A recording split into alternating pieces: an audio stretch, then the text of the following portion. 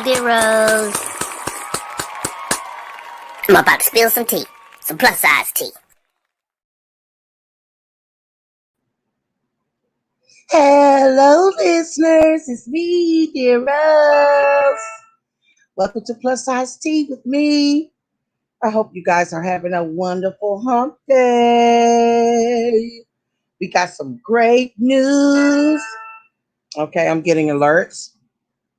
Again, if this is your first time tuning in, please like and subscribe to the channel. Ring that bell so you can always know when I am on. Again, my name is Dear Rose, and I am the host of Plus Size Tea. I got some good news coming up about our icon, Bill Cosby. His charges have been overturned. He's been released from prison. And I have a report from that for you. Let's get started. Okay, so Bill Cosby was released from prison after Pennsylvania Supreme Court overturns his conviction. The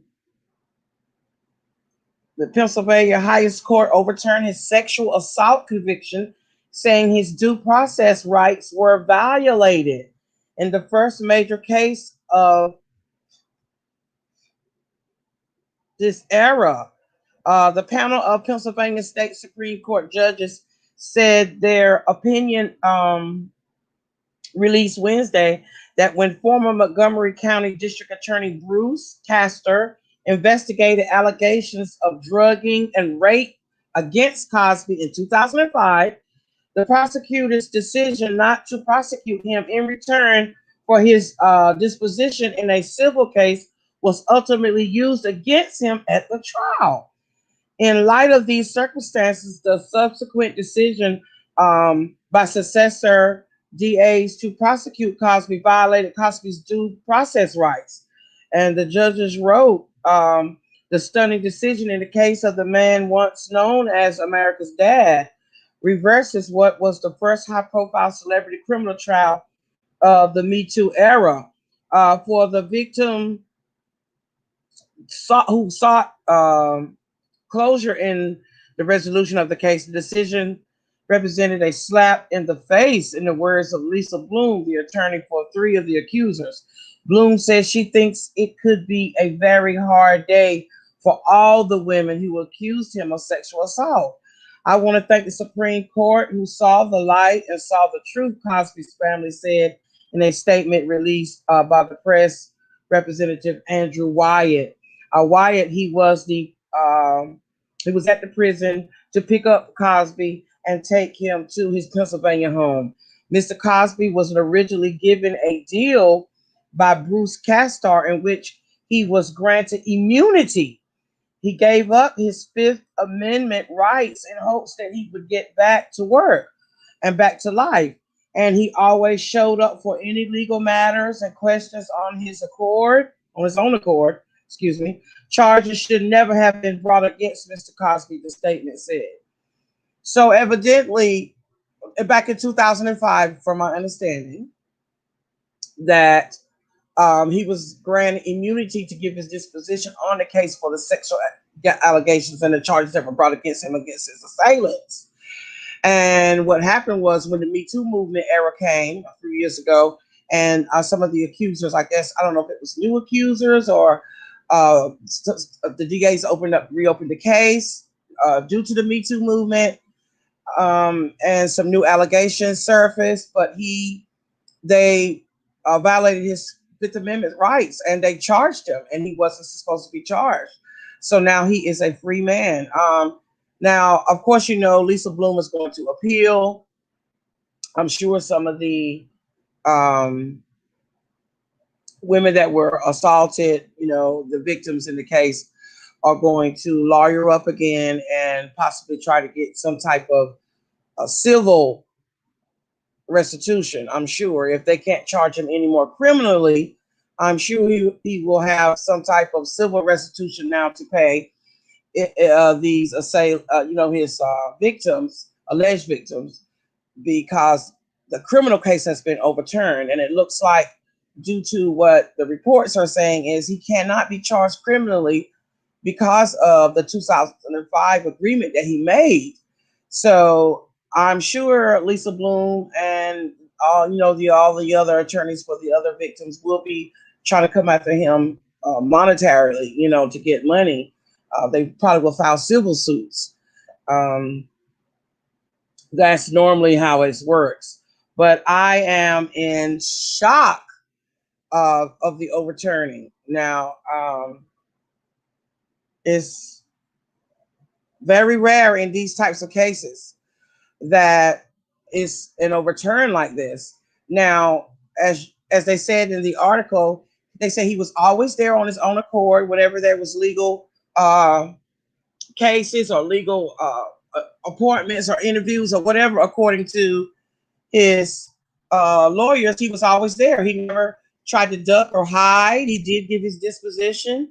The letter said Cosby had to participate in and complete additional institutional programs.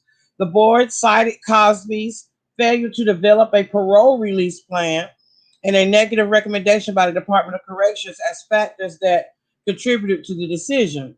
The Pennsylvania Supreme Court last December heard arguments regarding an appeal filed by Cosby's legal team to overturn the conviction. Wow, this is monumental in a case such as this. As far as the victims goes, I'm saddened that, for their sense of losing, it is not really on the victims, it's on the courts. Because in the beginning, he would never have been charged. And I know that makes them feel, like Lisa Bloom says, it does make them feel, defeated. But it wasn't anything that had to do with the victims. It was the way the court handled the case. It was handled inappropriately. His rights was violated. Even the rights of the defendants, they have rights as well. So what happened was he had already had a plea deal for these charges, and they violated his Fifth Amendment's rights, and they had to overturn it. And see, that makes the victims feel horrible. These women in these cases that felt vindicated when he was, arrested and charged and sentenced.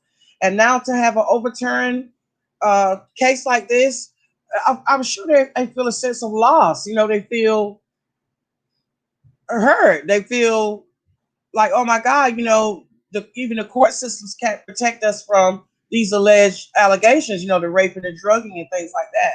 So I'm sure that they will file civil suits to receive money. I mean, I know money doesn't solve everything, but what other type of way could these women feel vindicated other than, now maybe civil suits to occur, some type of monetary, relief for their stress and all the things they had to go through. A lot of them had to testify and things like that. I really feel bad for the victims, the alleged victims, because it's allegedly now in the cases. But I also am hopeful for Mr. Cosby that because he did make a plea deal back in 2005, and he didn't even fight, he didn't even make a big stink about it. He took his charges and he went on to prison like somebody, like he should. His lawyers did the best he could for him, although they did appeal and tried to get it overturned. And he went in and he did his time, and he didn't rant and rave about it and make a big stink. He's an 83-year-old man. I think he spent like 2.5 some years in prison on this charge, and eventually he did win. And on both sides of this case, the victims and Mr. Cosby, I feel that it's like a catch-22 or the lesser of two evils, or it's like he gets out, although he already had plea deal, and then it may seem like a sense of loss for them. I really am feeling sorry for the victims at this time, but I'm sure that will be, I'm sure this is not the end for them. I'm sure Lisa Bloom is going to make sure that her victims, that she represented in the case, will be vindicated in some form or way. And I'm sure money is one of them.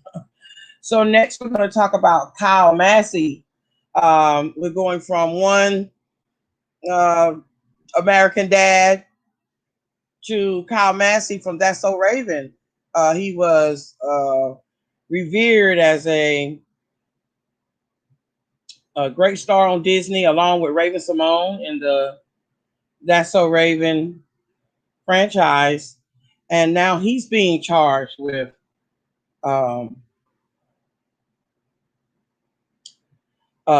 alleged crime of having an entanglement with an underage girl. So it says the former Disney star Kyle Massey accused of sending pornographic content to an underage girl. Kyle Massey, who rose to fame as Corey Baxter on the That's So Raven and Corey in the House, failed to show up to his arraignment Monday. The ex-Disney star Kyle Massey was best known for his role as Corey Baxter in the That's So Raven, and in the Corey, also Corey in the House, is facing a felony charge in Washington State of communicating with a minor for immoral purposes, according to the court documents obtained by People. In 2019, Massey was sued by a 13-year-old girl for allegedly sending explicit text messages, images, and videos to her phone. Though the case was later dismissed, the felony charge filed in King County on June 14th stems from the same accusations detailed in the 2019 lawsuit, People confirms. In the complaint, the plaintiff alleged she met Massey at Universal Studios when she was 4 years old and stayed in touch because she wanted to pursue a career in entertainment. She said that she reached out to Massey in November 2018 about auditioning for a role in a reboot of Corey in the House. And during the subsequent conversations, he was informed that she was in the 8th grade. According to the recent court filings, Massey allegedly sent her pornographic content knowing she was underage between December 18th and January 19th. Days after the lawsuit against him was filed in 2019, Massey denied the allegations. No child should ever be exposed to sexually explicit materials, and I unequivocally and categorically deny any alleged misconduct, Massey said in statements via his attorney, Lee A. Hutton III, that was obtained by People as well.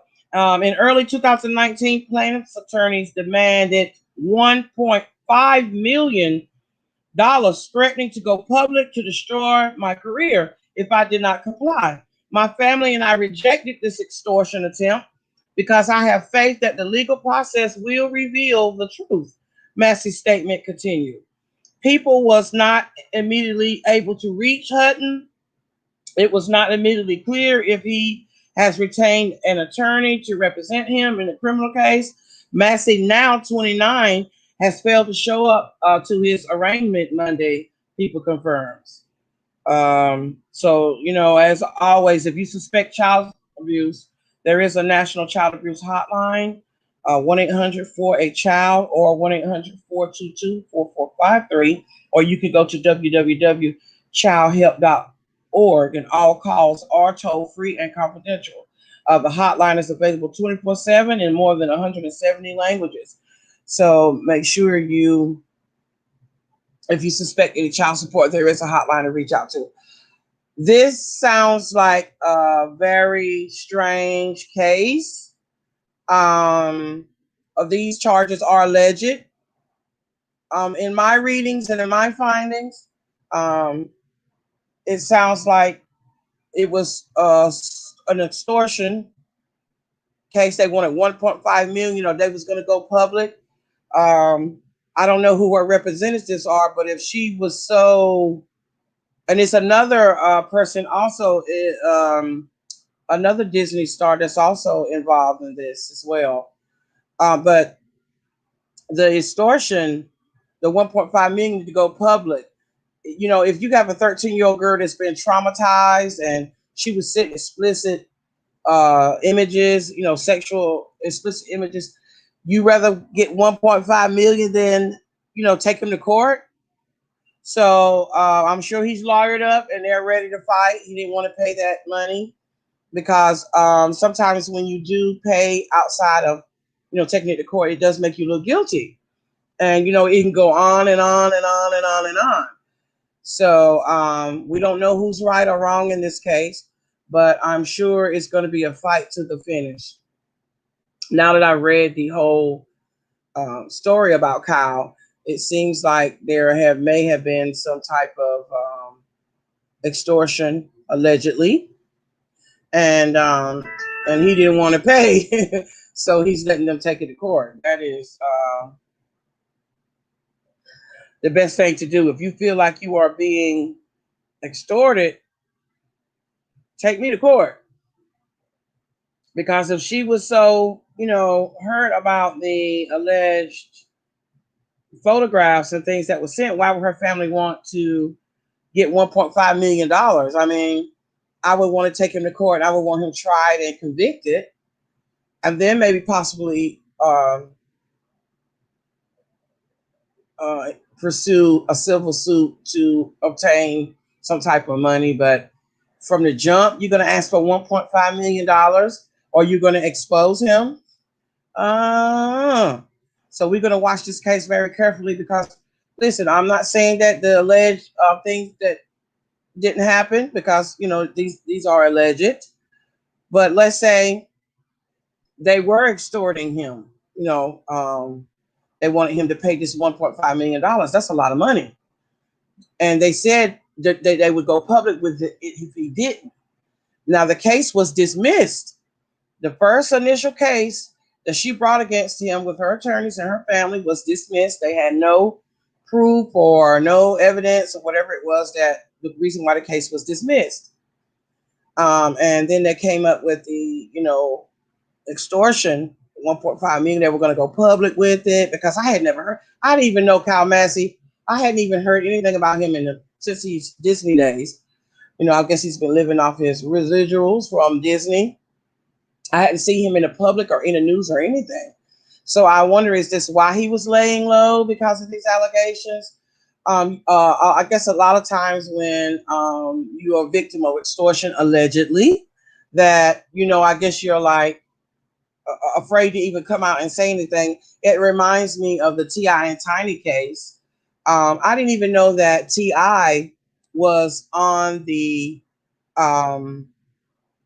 documentary series of Aretha Franklin's life. He played one of her love interests. Very good acting. And I wonder why it wasn't, he didn't promote it. It wasn't promoted, the series. It was over on either the History Channel or one of those channels. I think Oprah owns such one of those channels. But anyway, I wonder how come the miniseries wasn't promoted. And once I saw all the stuff in the news about the Peterson girl and all of that, then I realized that how could he promote him being on one of the greatest singing icons, Black women singing icons we have in the nation? How could he have promoted himself being on that series, and it would have tainted Aretha's miniseries because he's being slandered all up and down through the press, you know, or social media about alleged, you know, sexual assault and kidnapping charges and things like that, allegedly. And I'm not saying that he's guilty or not guilty, but when you got this kind of stuff going on, it taints your career. It stops your money. So I had no idea that T.I. was even on the series. I mean, it wasn't, he should have gotten an NAACP award or a BET award for his role in the miniseries. He was excellent. It's the best acting I ever seen T.I. do. But because of all these allegations and things like this going on in the press, he couldn't even promote himself on the series. So getting back to Kyle Massey, I wonder, is that why we haven't heard from him in the last couple of years? You know, he may have had some stuff, of course, COVID, but he may have had some stuff going on because it was a reboot was supposed to be about Corey in the House. I did read that, and so I wonder, is that why the reboot didn't take place? Maybe possibility along with COVID because of these alleged allegations. So a lot of times, if there is alleged extortion going on, or somebody wants some money, or it's a woman scorned, or somebody wants, to destroy your career because you didn't do what they want you to do, or because this young lady wanted to be on a Disney show. From what I read, from what I saw, she wanted to be on a Disney show. She was going to audition, and evidently she must didn't get the role. And I don't know if all of this occurred from that. This is all alleged, but But anyway, I hope that they both get what they need and what they want. I'm not taking sides. I'm going to be biased, because we never know people's character. I'm not saying that Kyle sent those pictures, and I'm not saying that the young girl was extorting him, but it sounds like what it sounds like. Okay. So anyway, let's move on to Serena Williams. Serena was injured, and Wimbledon is now, defending their court. They said it was slippery, but another tennis player as well was almost injured on the court. So let's see what's going on with her. I don't know who these people are. They wait right until I get on the air, and they start texting and beeping and alerting and all that. Okay, so we have Serena. She was injured horribly. They said she's heartbroken over withdrawing from the Wimbledon match. Serena Williams admitted Tuesday she was heartbroken. She had to withdraw from her Wimbledon match. During Tuesday's first round match against, I cannot pronounce her name, Belarusian, y'all know who I'm talking about, the Russian girl. Williams suffered a leg injury and was forced to stop playing, making it only the second time in her career that she had to retire from a major match. She opened up about having to leave the court, in an Instagram post. And her statement was, "I was heartbroken to have to withdraw today after injuring my right leg. My love and gratitude are with the fans and the team who make being on center court so meaningful. I'm feeling the extraordinary warmth and support of the crowd today when I walked on and off the court meant the world to me," she wrote. So Serena Williams is out of the Wimbledon plays after sustaining a leg injury, and it's really heartbreaking. She's a 23-time Grand Slam champion. She slipped on the grass while hitting a forehand during the fifth game. After suffering the injury, it was visible on Williams' face that she was in pain, and she went to the locker room following a loss in that game. She attempted to keep playing, but the pain was too much for her. Williams was the runner-up at the Wimbledon in 2018 and 2019. The event didn't take place last year due to the COVID pandemic. She last won a major in 2017. So that is sad that Serena had to withdraw from the Wimbledon championship games. And our prayers go out to her. I hope her injuries heal and that she's able to play again in some of the other tournaments that they have. So that's all I have for you guys today. I just wanted to come and give you the news about Bill Cosby and Kyle Massey and Serena. Oh, the death toll. Okay, one more thing. I'm sorry. So the Surfside collapsed building in Florida. We know that collapsed. The death toll now has risen to 16. They have found 16. Have recovered 16 bodies from that rumble of that Surfside collapsed building. I was reading the other day that days before the collapse, a contractor that was coming in to do something for the pool area you know, where the garage area is where they park.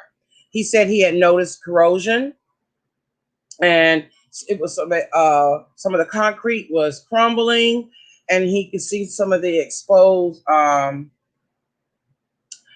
a rebarb under the rebarb is what concrete contractors use to adhere the concrete to surfaces. So the contractor said that some of the rebarb was exposed. It was water. He said too much water was in the parking garage area, and he said that he had spoke with one of the maintenance men there, and the maintenance man said that they was pumping out so much water up under that building that every 2 years they had to get brand new pumps, so that the bottom of the where they parked the cars at, and that area at the bottom was constantly filling with water. So that was a sign right there that the surface, the foundation was softening, and the water was pouring in from the ocean. And again, those buildings are 40 years old on that stretch. And from what I read, allegedly, the contractor saying that not only will that building end up collapsing, but maybe some of the other buildings as well. So a death toll of 16 people. I mean, this was like 2 or 3 days when this pool contractor came to get an estimate for doing some repair work. And he said he had reported to his supervisor. And he took pictures. And he said he had reported to his supervisor. He said, I think this is going to be a bigger job than they think it's going to be. It's a lot of repairs need to be done. It's a lot of erosion. And we all know salt water destroys any surface it touches. For people that live near saltwater areas, you know that once the saltwater mist hits your car for a certain amount of time, it starts to peel the paint. So if it'll peel the paint from a car that is exposed to salt water, just the mist of the salt water. Don't you know that anything that's sitting along the ocean side 40 years with the constantly, storms and the saltwater mist will erode concrete, will eventually. And they said there are ways that you can, resurface concrete to make the structure more sturdy. And that's what they were going to do. They were getting ready to do some reconstruction in the bottom of that building. It kept filling up with water. So there were some warning signs, but not the possibility of maybe this big collapse. But there were some warning signs that the building was, was in need of serious repair. So thank God that he went, 3 days earlier to do the inspection of what he was going to, make a bid for, because he said he was going to do a bid and proposal for the reconstruction of that bottom of that building. And 3 days later, the building collapsed all of a sudden. So, oh my God. And at first they tried to act like there were no victims, and they didn't want to say that there were any people in the building, but there was people. This is vacation season. We are in July. We are almost in 4th of July season. People are on vacation. People are on spring break, or summer vacation. Actually, not spring break, but summer vacation. And people vacation at Surfside. They vacation there, several buildings there. And also people reside there. They live there permanently all year round. So, of course, there were victims. Of course, there were victims there. So now they've recovered 16 bodies. Family members don't know where their family is. They don't know. They haven't heard from their families, and they know they have to be somewhere there under the rubble. If they haven't heard from them, it's been a week now. So if you haven't heard from your family member, oh my God, they're somewhere in the rubble. A whole half of a side of a building collapsed with exposed people's apartments exposed, and they're missing. So I don't know why they're trying to downplay this collapse. It's a very serious thing. I feel that they should evacuate every building on that side, because the erosion may go from building to building.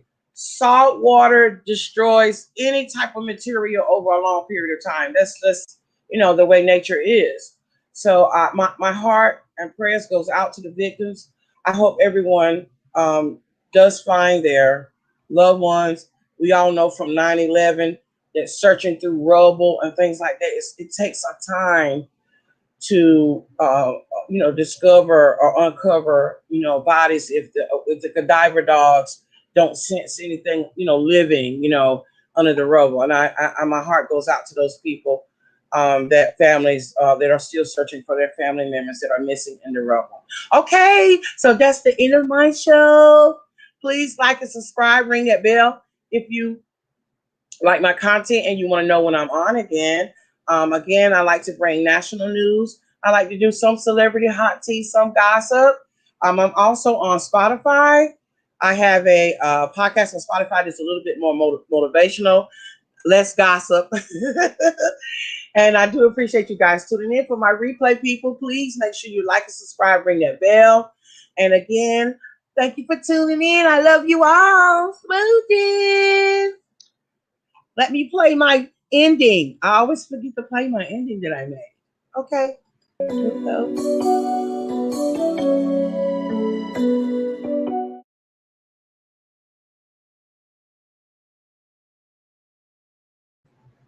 Bye, guys.